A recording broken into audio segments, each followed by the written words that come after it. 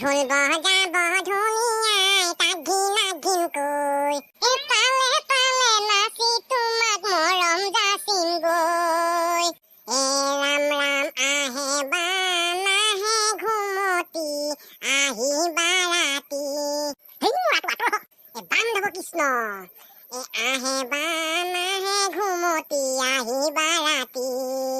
সপোনকে লৈ ৰাম ৰাম তোমাৰেনো বিৰহত এৰিলো ঘৰে বাৰী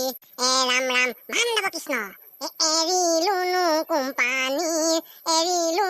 কোম্পানী চাকৰি ঐ নালিয়া কচোন আজি কি কাৰণে বিখ্যাত আজি আকৌ শিক্ষক দিৱস আকৌ আমাৰ মৰামুখা আহিয়ে পোৱাহি নাই দেখিছ বাৰু নালিয়া শিক্ষক দিৱসনো কেলে পাতে কচোন তাকে তাৰমানে তই নেজানো হ'ব না ঐ শুন তেনেহ'লে ধৰি ল তেতিয়া তোৰ 5 ছেপ্টেম্বৰ কোন চনত আছিলে হেকাহে মনত নাই বুজিছ নাই মানে তোৰ দিনৰ তেতিয়া 12 বাজি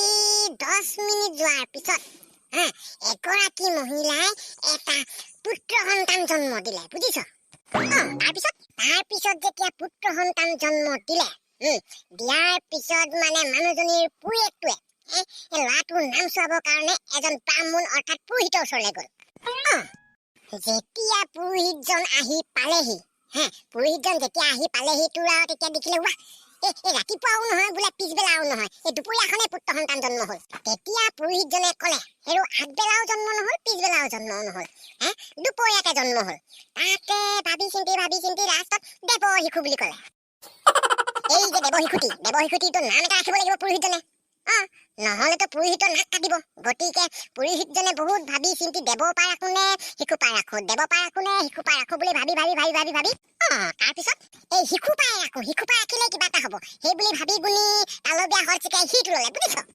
তাৰপিছত সেই তালবীয়া হৰ চিকাই সিটো পাই সৃষ্টি হ'ল শিক্ষক বুজিছনে সেই দেৱ শিশুটোৱে হ'ল শিক্ষক সেই শিশুটিৰ পৰাই আজি দেশত বিৰাজমান হৈ থাকিলে বুজিছনে শিক্ষক দিৱসটো হয় কথা